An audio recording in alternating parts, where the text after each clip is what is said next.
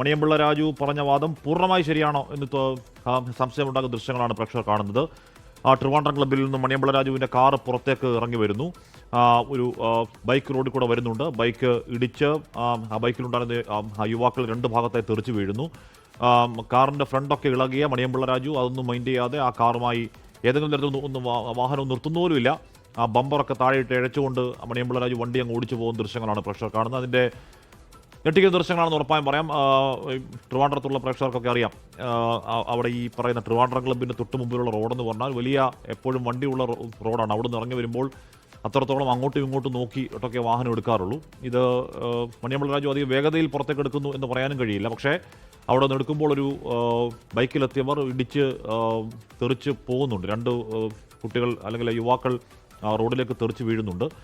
മണിയമ്പിള്ള രാജു ഏതാണ്ട് അങ്ങനൊരു അപകടമുണ്ടായി എന്ന ഭാവിക്കുക പോലും ചെയ്യാതെ ഒന്ന് നിർത്തുക പോലും, സാധാരണ ഒരു പകപ്പിലൊരു ഞെട്ടലിൽ വണ്ടി ഒന്ന് നിർത്തി നോക്കില്ല എന്താ ഉണ്ടായത്, അതുപോലും ഉണ്ടാവാതെ വണ്ടി എടുത്തുകൊണ്ട് പോകുന്ന ദൃശ്യങ്ങളാണ് പ്രേക്ഷകർ കാണുന്നത്. അതിനുശേഷം ആരെയും വിളിച്ച് പറഞ്ഞു, അപകടം ഉണ്ടായി ആരെയും വിളിച്ച് പറഞ്ഞു എന്നൊക്കെയാണ് മണിയമ്പിള്ള രാജു പറയുന്നതും. ഷഫീദ് റാവുത്തർ വിവരങ്ങൾ വെച്ചിരുന്നു. ഷഫീദ്, ഉണ്ടായത് വലിയ അപകടമാണ് എന്ന് തെളിയിക്കുന്ന നേർക്കുനേർ CCTV നേർക്കുനേർ ദൃശ്യങ്ങളാണത്. ഷഫീദ്. ഹാഷ്മി, ഉറപ്പായിട്ടും. കാരണം മണിയമ്പിള്ള രാജു പറഞ്ഞ കാര്യങ്ങൾ പൂർണ്ണാർത്ഥത്തിൽ ശരിയാണെന്ന് നമുക്ക് ഈ CCTV ദൃശ്യങ്ങൾ പരിശോധിക്കുമ്പോൾ മനസ്സിലാക്കാൻ കഴിയുന്നില്ല. ഞാനിപ്പോൾ കാണുന്ന ഈ വാഹനമാണ് അപകടമുണ്ടാക്കിയത്. നമുക്ക് ആ CCTV ദൃശ്യത്തിൽ കാണാൻ സാധിക്കും. ട്രിവാൻഡ്രം ക്ലബ്ബിൽ നിന്ന് അതൊരു പക്ഷേ അപ്പുറത്തെ വശമോ ഇപ്പുറത്തെ വശമോ മണിയമ്പിള്ള രാജു നോക്കിയിട്ടില്ല എന്നുള്ള കാര്യം വാസ്തവമാണ്. ട്രിവാൻഡ്രം ക്ലബ്ബിൽ നിന്ന് ആ വാഹനം പുറത്തേക്ക് ഇറങ്ങുന്നു. സാധാരണഗതിയിൽ വെള്ളയമ്പലം ടു വഴുതക്കാട് അതല്ലെങ്കിൽ വെള്ളയമ്പലം ടു തൈക്കാട് എന്ന് പറയപ്പെടുന്ന റോഡ് മുഴുവൻ സമയവും വലിയ തരത്തിൽ തിരക്കുള്ള സ്ഥലമാണ്. മാത്രവുമല്ല അവിടെ ഈ പറയുന്ന ഈ തൈക്കാടൊക്കെ മാനവീയം വേദിയുടെ തിരക്കടക്കമുള്ള കാര്യങ്ങൾ ഉണ്ടാകുന്ന ഒരു സ്ഥലമാണ്. ആ സ്ഥലത്ത് ആ റോഡ് ട്രിവാൻഡ്രം ക്ലബ്ബിൽ നിന്ന് ക്രോസ് ചെയ്യുന്ന ഭാഗത്ത് മണിയമ്പിള്ള രാജു ശ്രദ്ധിച്ചില്ല എന്നുള്ളത് ഉറപ്പാണ്. മാത്രമല്ല അദ്ദേഹം പുറത്തേക്ക് ഇറങ്ങി എന്നാണ് പകുതിയോട് അടുക്കുമ്പോൾ തന്നെ അവിടെ നിന്ന് വാഹനം വരുന്നുണ്ട്. ആ ബൈക്ക് നിർത്താൻ നോക്കിയിട്ട് കിട്ടുന്നില്ല. ഒടുവിൽ അദ്ദേഹത്തിന്റെ വാഹനത്തിന്റെ ഫ്രണ്ട് വശം മുൻവശം, അതായത് നമുക്കിത് ദൃശ്യങ്ങളിൽ കാണാൻ സാധിക്കുന്നത് പോലെ, ആ CCTV ദൃശ്യങ്ങളിൽ കാണാൻ സാധിക്കുന്നത് പോലെ അതിന്റെ ഒരു മുൻവശമുണ്ട്.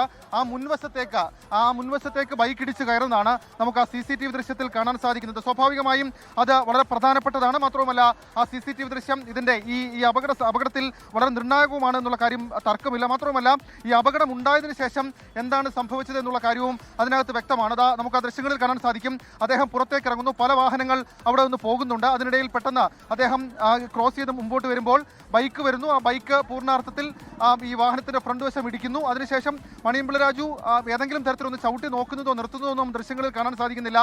ഈ ഇളകി വീണ വാഹനത്തിന്റെ ആ ബോണറ്റിന്റെ ആ ഭാഗം കൊണ്ട് മണിയമ്പിള്ള രാജു വണ്ടി ഓടിച്ച് ഏതാണ്ട് മാനവീയം റോഡിന്റെ ആ ഭാഗത്തേക്ക് പോകുന്നതാണ് നമുക്ക് ആ ദൃശ്യങ്ങളിൽ കാണാൻ സാധിക്കുന്നത്. ഏതായാലും ഈ അപകടത്തിൽ നിർണായകമാണ് ഈ CCTV. മാത്രവുമല്ല മണിയമ്പിള്ള രാജു പറഞ്ഞത് പെട്ടെന്ന് ഞെട്ടലുണ്ടായി അതുകൊണ്ടൊക്കെ പോയി എന്നുള്ളതാണ്. പക്ഷെ അങ്ങനെയല്ല, ആ അപകടം വളരെ ഗുരുതരമായിരുന്നു. മണിയമ്പിള്ള രാജുവിന്റെ കണ്ണിന്റെ മുൻപിലാണ് ആ അപകടം ഉണ്ടായത്. ഏതെങ്കിലും തരത്തിൽ പുറകുവശത്തൊന്നും ഇടിച്ചുണ്ടായ അപകടമാണ് എന്ന് നമുക്ക് പറയാൻ കഴിയില്ല.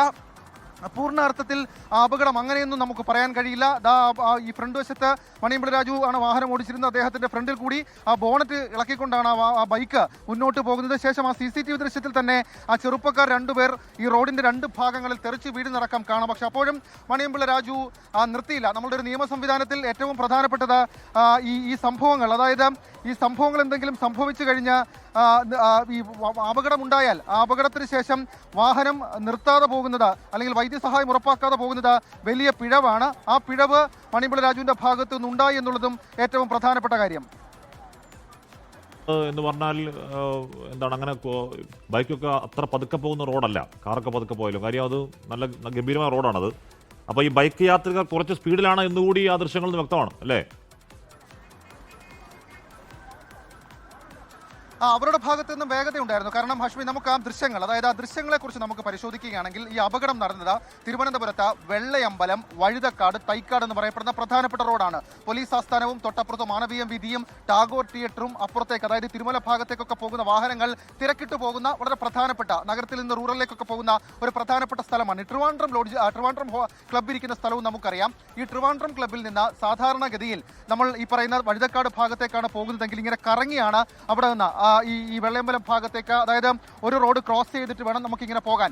അങ്ങനെ പോകുന്ന സമയത്ത് സാധാരണഗതിയിൽ അപ്പുറത്തു നിന്നും ഇപ്പുറത്തു നിന്നൊക്കെയുള്ള വാഹനങ്ങൾ നോക്കുക പതിവാണ്. മണിയമ്പിള്ള രാജുവിനെ സംബന്ധിച്ച് അദ്ദേഹം നോക്കിയോ നമുക്കറിയില്ല.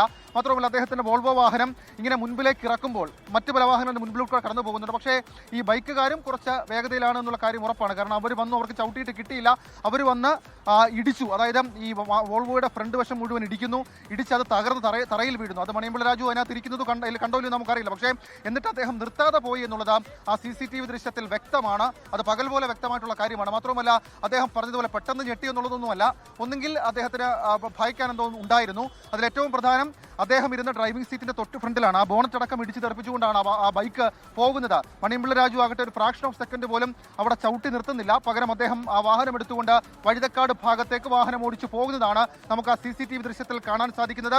ഞാൻ നേരത്തെ ഈ വാഹനം മ്യൂസിയം പോലീസ് സ്റ്റേഷനിലേക്ക് കൊണ്ടുവന്നപ്പോഴേ പറഞ്ഞു, മണിയമ്പിള്ള രാജു അതുവരെ പറഞ്ഞ കാര്യങ്ങളല്ല കഥ എന്ന് പറയുന്നത്.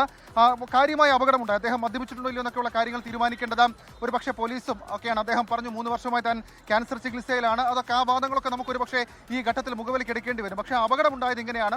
അതിനുശേഷം അദ്ദേഹം പേടിച്ചിട്ടാകാം അദ്ദേഹം വണ്ടി അവിടെ നിർത്തിയിട്ടില്ല. സാധാരണഗതിയിൽ അപകടമുണ്ടായാൽ അപകടത്തിൽപ്പെട്ട് റോഡിൽ കിടക്കുന്നയാൾക്ക് വൈദ്യസഹായം ഉറപ്പിക്കുകയാണ് ഏറ്റവും പ്രധാനപ്പെട്ട കാര്യം. അതുപോലും അദ്ദേഹം ചെയ്തിട്ടില്ല എന്നുള്ള കാര്യം ഉറപ്പാണ്. ഹാഷ്മി, ഷഫീദ് റാവുത്തർ CCTV ദൃശ്യങ്ങൾ പ്രേക്ഷകരെ കാണിക്കുകയായിരുന്നു. അവിടുന്ന് ഇറങ്ങി വരുന്നുണ്ട് മണിയമ്പിള്ള രാജു. അദ്ദേഹം അതിവേഗതയിലൊന്നുമല്ല എന്ന് പറയുമ്പോൾ പോലും അവിടുന്ന് റോഡിലേക്ക് ഇറങ്ങുമ്പോൾ കുറച്ചുകൂടി ജാഗ്രതയോടെ അവിടുന്ന് ഇറങ്ങി വരുന്നവർ ശ്രദ്ധിക്കേണ്ടതുണ്ട്.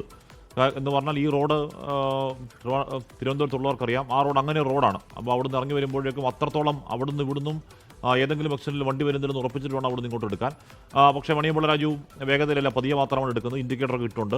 പക്ഷേ അത് അവിടുന്ന് ഇങ്ങോട്ട് എടുക്കുമ്പോഴേക്കും ഒരു ബൈക്കിലുള്ള 2 യുവാക്കൾ വന്ന് ഇടിച്ച് തെറിച്ച് അവർ റോഡിലേക്ക് തെറിച്ച് വീഴുന്നുണ്ട്. ഇപ്പുറത്തെ റോഡിൽ കൂടി വാഹനം വരാത്തത് ആ കുട്ടികളുടെ ആയുസ്സിൻ്റെ ബലം എന്ന് ഉറപ്പായും പറയാം. കാര്യം ആ സമയത്തൊക്കെ ഈ റോഡ് വലിയ ഗതാഗതമുള്ള റോഡാണ്. അപ്പോൾ ഇപ്പുറത്തെ റോഡിൽ കൂടെ വാഹനമൊന്നും വന്നില്ല എന്നത് ഭാഗ്യം. പക്ഷേ മണിയമ്പിള്ള രാജുവിന് അവിടെ സംഭവിച്ച പിഴവ് അപകടം ആക്സിഡൻ്റ് ആണല്ലോ, അപകടമാണത്. അപ്പോൾ ആ അപകടം ഉണ്ടായിട്ടും ഏതെങ്കിലും തരത്തിൽ വണ്ടിയൊന്നും നിർത്താതെ അങ്ങനെ അങ്ങ് വണ്ടി ഓടിച്ചുകൊണ്ട് പോയി എന്നുള്ളതാണ്. ഏതെങ്കിലും ഒന്ന് വണ്ടി സ്ലോ ചെയ്യുക പോലും ചെയ്തില്ല. ആ വന്ന പേസിൽ അദ്ദേഹത്തിൻ്റെ ബമ്പറൊക്കെ ഇളകി താഴെ റോഡിൽ കിടക്കുന്നുണ്ട്. ആ ഇഴച്ചുകൊണ്ട് ആ വാഹനം വഴുതക്കാട് ഭാഗത്തേക്ക് അങ്ങ് പോകുമായിരുന്നു ഉണ്ടായത്. അതിനുശേഷം കാർ എവിടെ ഇട്ടു, അദ്ദേഹം ഫോൺ ഓഫ് ചെയ്തു, അങ്ങ് പോയി. 12 മണിക്ക് വക്കീൽ പോലീസിനെ വിളിക്കുന്നു. അങ്ങനെയാണ് പിന്നീട് ഉണ്ടായ ഡെവലപ്മെൻറ്റ്സ്.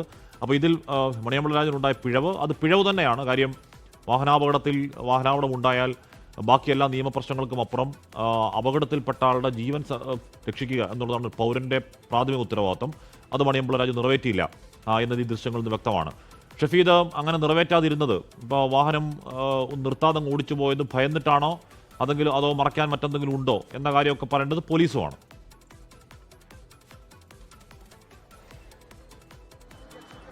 ഹാഷ്മി, ഈ അപകടത്തെ സംബന്ധിച്ച് നമുക്ക് പറയാനുള്ളൊരു കാര്യം നേരത്തെ ഹാഷ്മി സൂചിപ്പിച്ചത് തന്നെയാണ്. നമ്മൾ മണിയമ്പിള്ള രാജുവിനെ പോലെയുള്ള സാമൂഹിക പ്രതിബദ്ധതയുള്ള അഭിനേതാക്കൾ അവരൊക്കെ ഒരു അപകടത്തിന് ശേഷം എങ്ങനെയാണ് പെരുമാറുന്നത് എന്നുള്ള കാര്യം മാത്രമാണ്. നമ്മൾ നേരത്തെ പറഞ്ഞത്, ഞാൻ ഈ നിൽക്കുന്ന മ്യൂസിയം സ്റ്റേഷന്റെ ഫ്രണ്ടിൽ നിന്ന് ഒരു 150 മീറ്റർ അപ്പുറത്തേക്ക് ആ കാണുന്ന മരത്തിലായിരുന്നു പണ്ട് നമ്മുടെ സഹപ്രവർത്തകരിൽ ഒരാളായ KM ബഷീർ, ശ്രീറാം വെങ്കിട്ടരാമൻ എന്ന് പറയപ്പെടുന്ന അന്ന് വരെ കേരളം കണ്ടിട്ടില്ലാത്ത വലിയൊരു അട്ടിമറ രാത്രി നമ്മൾ കണ്ടത്. ഈ ഒരു വിഷയത്തിൽ അങ്ങനെയൊന്നും ഉണ്ടാകാൻ സാധ്യതയില്ല. കാരണം നമ്മൾ മ്യൂസിയം പോലീസിനോടൊപ്പം സംസാരിച്ചതാണ്. മാത്രമല്ല മണിയമ്പിള്ള രാജുവിന് കാര്യമായിട്ടുള്ള ആരോഗ്യ പ്രശ്നങ്ങൾ ഉണ്ട് എന്നുള്ള കാര്യവും നമുക്ക് വ്യക്തമാണ്. കാരണം അദ്ദേഹത്തിന്റെ ആരോഗ്യ സംബന്ധമായ കാര്യങ്ങളുടെ അപ്ഡേഷനൊക്കെ നമ്മൾ തന്നെ അദ്ദേഹത്തോട് നേരിട്ട് പലതവണ വിളിച്ചെടുത്തിട്ടുമുണ്ട്. പക്ഷേ ഇന്നലെ സംഭവിച്ചത്, ആ CCTV പുറത്തു വരുമ്പോൾ കുറച്ചുകൂടി വ്യക്തമാണ് കാര്യങ്ങൾ. ഇന്നലെ സംഭവിച്ചത് ഒരു അപകടം ഉണ്ടാകുന്നു. ആ അപകടത്തിൽ ഈ ബൈക്ക് യാത്രകരൊക്കെ അപകടത്തിൽപ്പെട്ടാൽ നമുക്കറിയാം, ഈ താഴേക്ക് വീണാൽ, നമ്മളൊക്കെ അങ്ങനെ അപകടത്തിൽപ്പെട്ടിട്ടുണ്ട്, താഴേക്ക് വീണ് കഴിഞ്ഞാൽ പൂണ്ടടക്കം എന്തും സംഭവിക്കാം. അതായത് ജസ്റ്റ് ഒന്ന് തറയിലിടിച്ചൊരു ഒരു പക്ഷേ എക്സ്റ്റേണൽ ഏതെങ്കിലും തരത്തിൽ ഇഞ്ചുറികൾ ഇല്ലെങ്കിൽ കൂടി ആന്തരികമായിട്ട് പലതരത്തിലുള്ള അപകടങ്ങൾ ഉണ്ടാകാം. പക്ഷേ അങ്ങനെ അപകടം ഉണ്ടാകുമ്പോൾ അവരെ അടുത്ത മിനിറ്റിൽ തന്നെ ആശുപത്രിയിലേക്ക് എത്തിച്ച് അവർക്ക് ചികിത്സ ഉറപ്പാക്കുകയാണ് സാധാരണഗതിയിൽ അപകടമൊക്കെ ഉണ്ടാകുമ്പോൾ നമ്മളൊക്കെ ചെയ്യുന്നത്. പക്ഷേ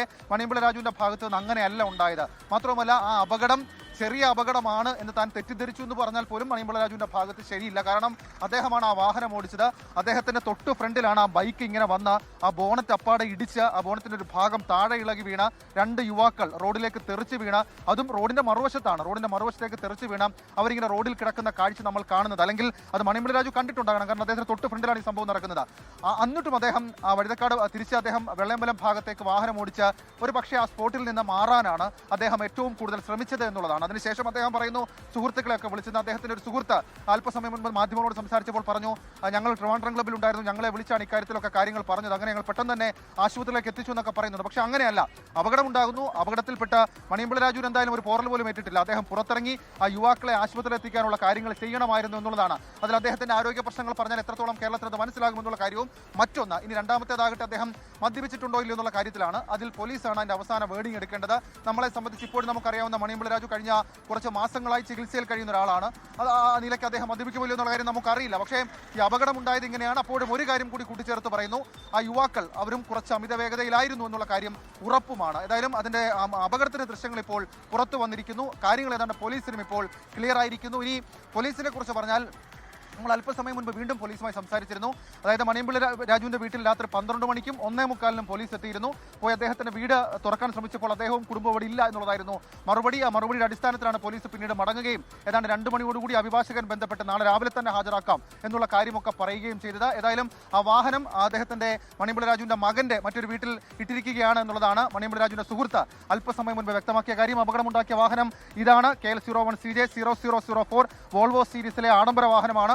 ഈ വാഹനമാണ് ഇന്നലെ ട്രിവാൻഡ്രം ക്ലബ്ബിൽ നിന്ന് ഇറങ്ങി വരുമ്പോൾ അപകടമുണ്ടാക്കിയത്. ആ അപകടത്തിന് ശേഷം 2 യുവാക്കൾ, ഒരാൾ SP ഫോർട്ടിലും ഒരാൾ കിംസ് ആശുപത്രിയിലും ചികിത്സയിലാണ്. ഒരാളുടെ കാലിന് പൊട്ടലേറ്റിട്ടുണ്ട്, ഒരാളുടെ നട്ടലിന് പൊട്ടലേറ്റിട്ടുണ്ട് എന്നുള്ളതാണ് നമുക്ക് നിലവിൽ ലഭിക്കുന്ന വിവരം. മണിയമ്പിള രാജുവിനെ അദ്ദേഹം 9:30 മ്യൂസിയം സ്റ്റേഷനിലേക്ക് എത്തുന്നു. അദ്ദേഹത്തെ അറസ്റ്റ് രേഖപ്പെടുത്തുന്നു, വൈദ്യപരിശോധനയ്ക്ക് ഹാജരാക്കി തിരികെ മ്യൂസിയം സ്റ്റേഷനിലേക്ക് എത്തിച്ച് ജാമ്യം നൽകി, അദ്ദേഹത്തിന് സ്റ്റേഷൻ ജാമ്യം നൽകി അദ്ദേഹത്തെ ഇപ്പോൾ മടങ്ങിപ്പോകാൻ പോലീസ് അനുവദിച്ചിരിക്കുന്നു. ഇനി ഇക്കാര്യത്തിൽ അദ്ദേഹത്തിന്റെ രക്തപരിശോധനാ ഫല റിപ്പോർട്ട്, കെമിക്കൽ അനാലിസിസ് റിപ്പോർട്ട് അടക്കമുള്ള കാര്യങ്ങൾ അത് കിട്ടിയാൽ FIR കൂടുതൽ വകുപ്പുകൾ ചേർത്ത് മറ്റ് നടപടികളിലേക്ക് കൂടി പോലീസ് കടക്കും. അഷ്മി, CCTV ദൃശ്യങ്ങൾ പ്രേക്ഷകർ കാണുകയാണ്. എന്താണ് ഉണ്ടായതെന്ന കാര്യം വളരെ വ്യക്തമാണ്. ഇതിൽ മണിയമ്പിള രാജുവിന് പറ്റിയ പിഴവ്, അദ്ദേഹം ഒരു വലിയ അപകടമുണ്ടായി, 2 കുട്ടികൾ റോഡിൽ തെറിച്ചു കിടക്കുന്നു.